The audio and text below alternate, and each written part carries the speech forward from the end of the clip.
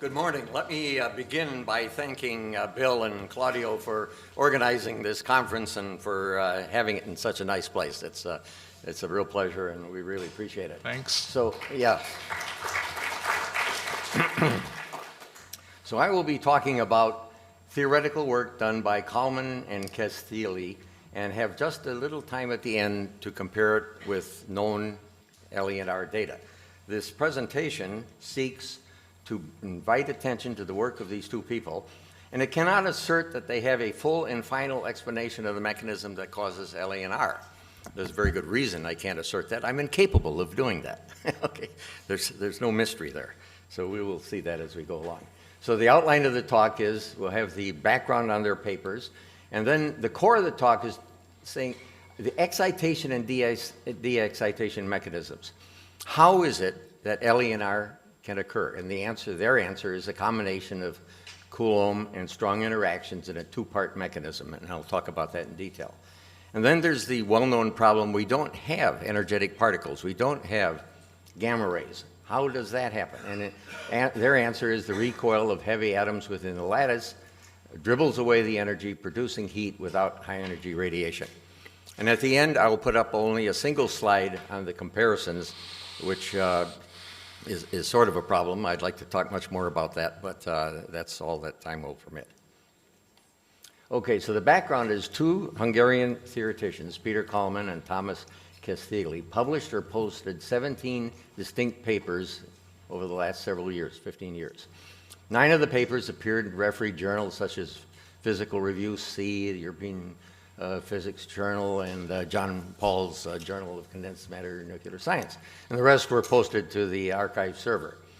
The works were based on standard quantum, nuclear, and atomic physics, and they dealt with two subjects: the enhancement of deuterium fusion cross-sections at low beam energies, and also the production of LENR. So we really have a two-part talk here, and I'll go into that more in a moment. These two gents are from the Budapest University of Technology and Economics, which is on the Danube River in downtown Budapest. There are a few reasons for paying attention to these papers, okay? They were written by competent physicists. Now, when I say something like that, it may be offensive to some of you who come from different backgrounds. But if you have a car problem, you don't go to a bicycle mechanic. You go to an automobile mechanic. If you have a problem like this, you don't go to a classical scientist. You go to a quantum mechanic. Okay, so these people are very expert and qualified physicists to deal with this problem. They've come forward with qualitatively new ideas. They've written equations based on those ideas and then evaluated them, and they've produced quantitative cross-sections and rates for these reactions. And then they go on to compare their results with data from several types of LENR experiments and also the enhanced DD fusion cross-sections. Now, many of you know what I'm talking about when I talk about enhanced DD fusion cross-sections, but some of you don't. So I have a graph here from the work of Keszthelyi, and it's fusion yield from beam experiments conducted at energies of 10, 5, and towards 1 keV for different targets. And what you have here are really two curves: the conventional high-energy curve and then the actual data, and this is the ratio of the two. So that as you go down in energy, there is an enhancement by an order of magnitude, almost 2 orders of magnitude in the case of some of the targets, in the fusion cross-sections. So Keszthelyi, Chersky, many very, very capable experimentalists have been showing up at our meetings for years, giving papers on this, and I've been befuddled because what's the connection between those beam experiments and the experiments, the LENR experiments done at room temperature or even at temperatures like this? There's a large factor between the two. The reason I'm showing this is because the work of Klmn and Keszthelyi bridges this gap. So this is a list of their papers from 2004 to 2019, the journals involved. I don't want to go into this in detail. What I mean to show is that they address both LENR and the beam experiments. And if you look at this, 11 of the papers dealt with one, 11 with another. That's 22, but 5 of them dealt with both. That's the 17 papers. So they have a vast literature. In fact, here's a printout, two-sided printout of all of their papers. Okay, so when I got into this 6 months ago, thanks to getting one of these papers from Graham Hubler, I tried to trace their ideas. I made up this graphic. The yellow is published work, okay? The gray is posted in the archives server. There was one paper here that was started in 2015 and later updated and so forth. And I used the references in their papers to try and trace the evolution of their ideas. And I sent this to Peter Klmn, and he sent back a graphic, which is going to be in parts. Sorry, I had a different version of this. So he laid out how their ideas evolved over the years from possible solid-state conversion, electron-assisted reactions in the early days. I apologize for this. This is the version of the presentation that I had thought I got rid of. But anyway, this is the authoritative history of their work and their thinking. Okay, and I invite your attention to the lower right-hand corner. Some of the graphics that I show you will have that attribution there, and that means it either came from them or was significantly improved by them. So if I had more time, I would go through and give you the history, okay, but I'm really much more interested in giving you the core ideas, so we'll go on from that. What I look for in the theory is listed here: concepts, equations, calculations, and results. So they have concepts, they're new, okay? And their understanding requires a knowledge of quantum mechanics. The equations can only be verified by somebody with deep understanding of quantum mechanics, and I just pulled out of one of their papers some of the mathematics, okay? This is not easy work. As I say, I cannot fully understand it, okay? But I think it's still worth attention. So then you look at the calculations that they did. It should be possible but difficult to reproduce those. And finally, one can take the results of the concepts, the equations, the calculations, and compare them with experiments. Okay, so that's the idea. I went through the papers, and I took out their diagrams listing the types, emphasis, types of nuclear reactions that they treated in their various papers. Okay, you look at this and say, what's going on? This is so complicated. So let's focus on the two more important, namely the upper left-hand corner. Okay, and those are the nuclear caption or fusion reactions, and then nuclear reactions that produce two final fragments. Okay, so what you see in the top is a single outcoming product. I'll explain this in a moment, or two reaction components. Okay, they treat both. We're going to focus on the first of these, both for simplicity and because fusion is so significant to this community. Okay, so the idea is three particles, atoms or ions, are assumed. Two of them may be in a lattice. It goes back to this is condensed matter nuclear science. They are dealing with that directly. The diagram shows a second order process, okay, in which particles 1 and 2 come together coulombically or electrodynamically to produce the particle 1' and 2'. You see these are indicated here. So the first thing that happens is one of the atoms, a catalyst, interacts with one of the reactants to produce a changed reactant that then goes on to interact with the other reactant, okay? So particle 1 serves as a catalyst. Catalyzed fusion, not muon catalyzed fusion, very, very different, but still catalyzed fusion.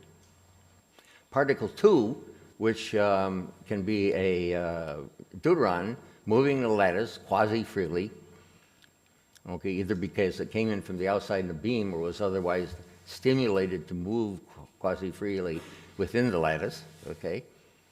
Particle 3 is another more or less freely moving particle. Think of a deuteron that's in a heavily loaded palladium that can interact with a strong interaction. So you have here the Coulomb interaction followed by the strong interaction. This is possible because particle 2 in the first interaction was given some high momentum components that enable it to overcome the Coulomb barrier. Okay, that's absolutely essential. That's their answer to why low energy nuclear reactions occur at all. Okay? And I think that's the end of that. So comments on their theory? Okay. Particle 2 does not need high energy to overcome the Coulomb barrier. The negligible or near zero energy of the initial state does not change dramatically during the initial interaction. The mechanism is intrinsically quantum mechanical and cannot be understood classically. In a way, it's like superconductivity. you don't have a classical explanation of how two electrons can interact through photons. You can describe it, you can say those words, but it does not give you a quantum mechanical understanding of what's going on in the case of superconductivity. No time difference between the two interactions. They're distinguished as first and second in accordance with the time ordering terminology of quantum mechanics. They're part of a single reaction. Second order terminology is not to be confused with the two-step process. That's, again, a terminology from quantum mechanics.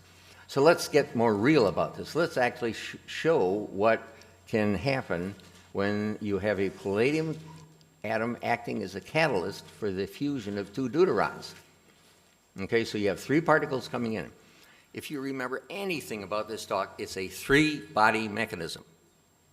Okay, whether it leads to a fusion reaction, as indicated here, okay, helium-4 produced, or, as indicated in the next slide, I'm sorry, palladium helps satisfy the energy momentum conservation. I forgot that. Okay, you can have P and D coming together, produce helium-3, again with the palladium as a catalyst, and the roles of the palladium and deuterium could be reversed. It doesn't matter whether this is the P and that's the D, or vice versa. You can produce helium-3 in either case. Okay, so an overall diagram of what's going on here is shown in this graphic. You have the initial state with three particles, and in the case of fusion, you have a final state that has two particles, the catalyst and the reaction product. The LNR experiments are characterized by having an initial energy and momentum that's very, very small. They can be considered as zero on the scale of the energies and momenta associated with the nuclei. Momentum conservation exists for both interactions, and the nuclear reaction rates depend on the triple product of the densities of all three bodies that come into the reaction, which goes towards explaining why high loading is necessary. So momentum conservation, and this is a very important graphic, the energy released, signified by delta, is taken off by the two outgoing particles, the catalyst particle and the reaction particle, okay? And they recoil in opposite directions, whether it's a helium or something heavier, as well as the palladium, they're moving slowly, okay? And they dribble their energy away by heating the lattice. Okay, so that takes care of the de-excitation part of the problem that we have in this field. If there are two outgoing products, it's very basically the same story. They have criteria for transmutations. I don't have time to go into this in detail, but they say nuclear transmutations of elements all across the periodic table have considerable cross-section. So this graphic says that for proton capture and for deuteron capture, no matter what element in the periodic table is involved, there are criteria from their theory to see whether or not those reactions will go. Okay, now, sorry to those of you in the middle and the back, this is undoubtedly not readable, but I said earlier there are many types of nuclear reactions that they cover. There are also many, many specific nuclear reactions. So these are two tables from a recent paper. Okay, fusion is only one of many possible reactions. So if you look at these are catalyzed by nickel. Okay, you have nickel with lithium giving oxygen. Anyway, they give the actual reaction rates for various nuclear reactions. The table on the right is particularly interesting because they assert that transmutations can also occur at the anode, that is, be mediated by platinum in electrochemical experiments. Okay, so you have many, many different possibilities here. Now, for the experimentalists, this is a gold mine. You go through here and you look at look for a reaction with a fairly high probability, and then you can focus on that and do transmutation measurements. You know, glow discharge, mass spectroscopy, and other things. So from my perspective, the reason this body of work is worth paying attention to is because it has so much details. They use actual lattice constants in their calculations, many, many, many details. Okay, so some of you by now are concerned about the dynamics. Particle motion is necessary, okay? If you take a piece of deuterium-loaded palladium, such as Mike and Fran did in their exploding wire experiments, it by itself doesn't react. There has to be some dynamic, okay? There has to be what has been referred to as disequilibrium, okay, in order to get particle motion. But one of the things that surprised me is that the nuclear reaction rates are independent of the magnitude of the relative velocity of the two reactants. How can that be? Well, you go through their mathematics and you find the velocity cancels out. And I wrote Peter Klmn about that, and he came back saying that's also true of the thermal neutron absorption in reactors, that it's not velocity dependent. There's a precedent. It's different physics, but there's a precedent.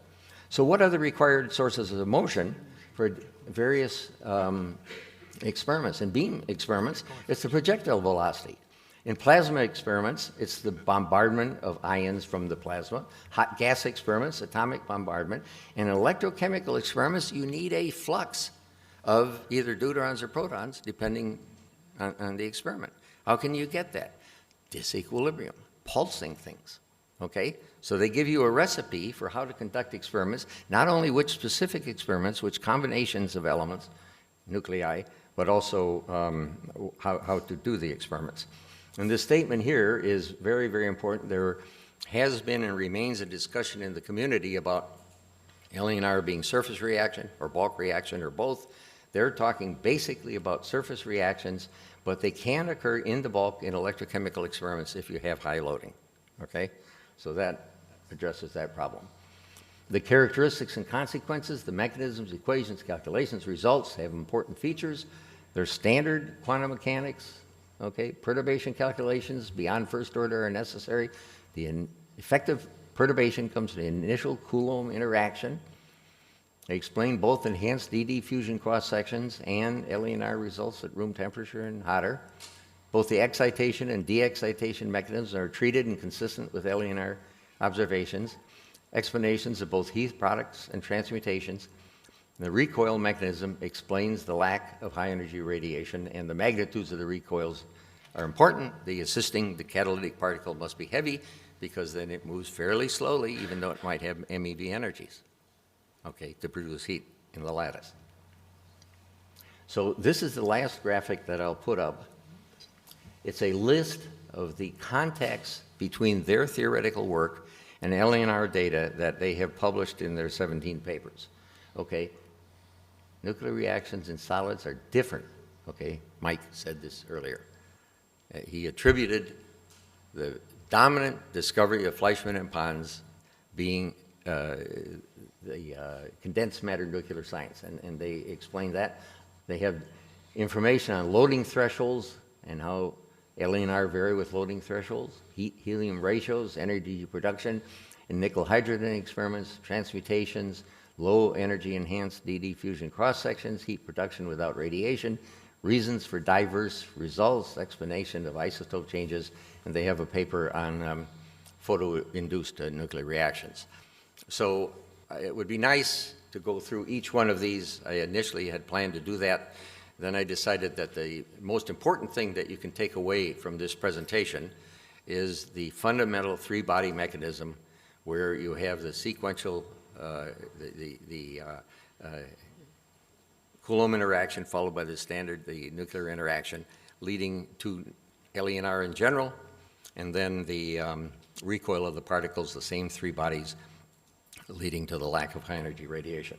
So I had hoped that Klmn and Keszthelyi could come here, give their own presentation. They weren't able to. It was a pleasure working with them in order to prepare this presentation. And I hope you go away from here with an interest in looking at these papers with an eye towards mining them so that Google and others can learn what to do based on this theoretical work. Thank you for your attention.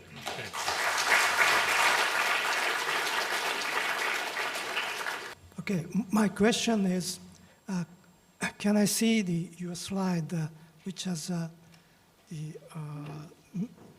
diagram, the palladium going to the alpha plus palladium system? Okay, let's see if I can flip backwards. Tell me when to stop. Yeah, that's okay. Then that's all right. Okay. So in this case, the particle 1 corresponds to palladium, and 2 is a deuterium, and the 3 is a deuterium also, and 2 prime is just scattered after the first Coulomb scattering, and then come to the fusion, makes a helium-4. So you said that the energy and the momentum conserved with the 3-body initial state and just 2-body final state. So therefore, conservation, energy, and the momentum should be due to the helium-4 plus palladium. So in that case, even if the helium is ground state, that means the energy obtained in this mechanism, you get a 20 MeV or more, right? Because DD makes helium, makes for 20 MeV energy. Then these two energy are shared with the palladium and the helium. That means helium has got larger energy, much larger energy. Like, that's a mass ratio, you know. So therefore, the helium-4 makes another reaction, nuclear reaction. Then you should have a result of that reaction. But for our experience, we did never see that. That one.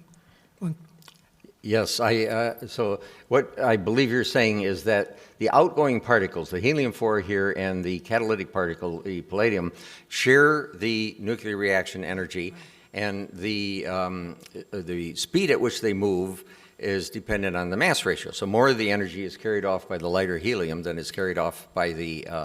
so therefore the helium can make a palladium plus alpha going to, let's say, neutron emission, proton emission, whatever it is. Yeah, so the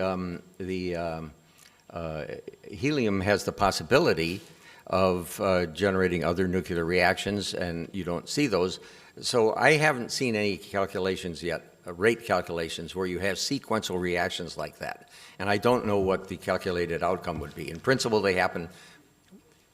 One comment. Yeah, Thank you. I'm thinking the similar diagram, but including the electrons. So I will talk that point in this afternoon. Thank you, Keszthelyi.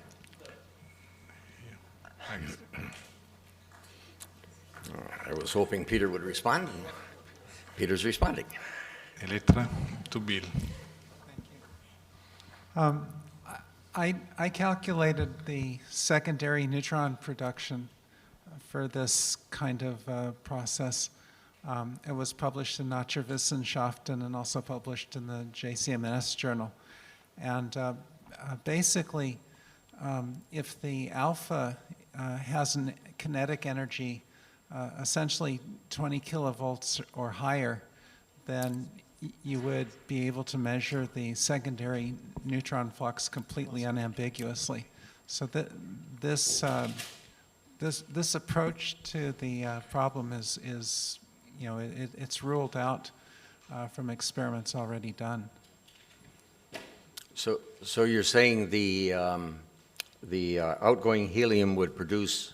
So what happens is outgoing helium in a palladium deuteride system or in a heavy water system would hit a deuteron and give the deuteron some energy. And then that deuteron would find another deuteron to run into and get a conventional DD fusion, and you get a neutron half the time.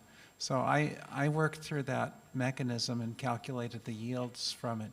And basically, palladium deuteride is a ridiculously efficient detector for energetic alphas, and you can be certain from measurements already done that the alphas are born with an energy of less than 20 kilovolts.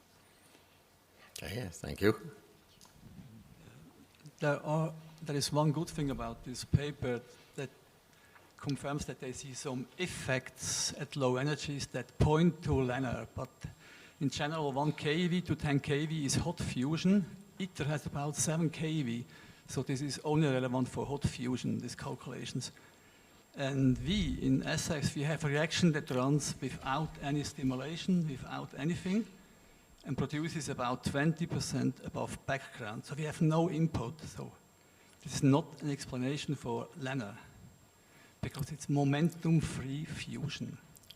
You have to explain momentum-free fusion. Yeah.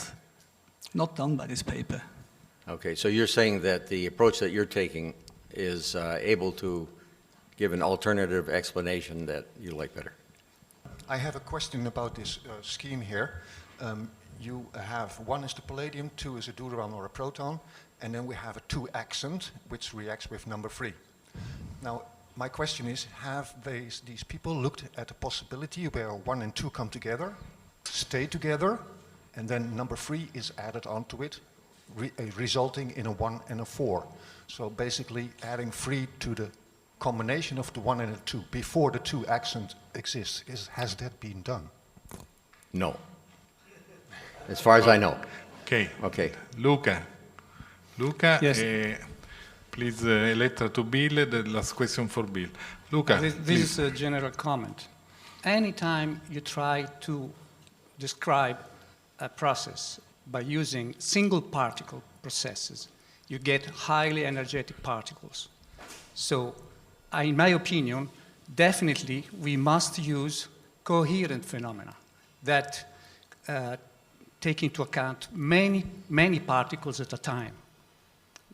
In my opinion, this is the correct way to describe this kind of processes.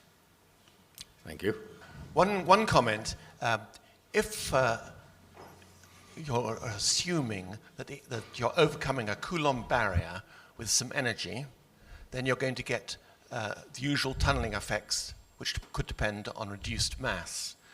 The calculations I've done would suggest that the PD reaction producing helium-3 compared with the DD reaction producing helium-4, that the difference in rates over a wide range of energies would be about 14 orders of magnitude. That basically means that in any DD deuterium system, the tiny amounts of protium there will completely dominate any reactions, and therefore the main product we should observe is helium-3. As we don't observe helium-3, I think that implies that there is no Coulomb barrier. Okay, thank you.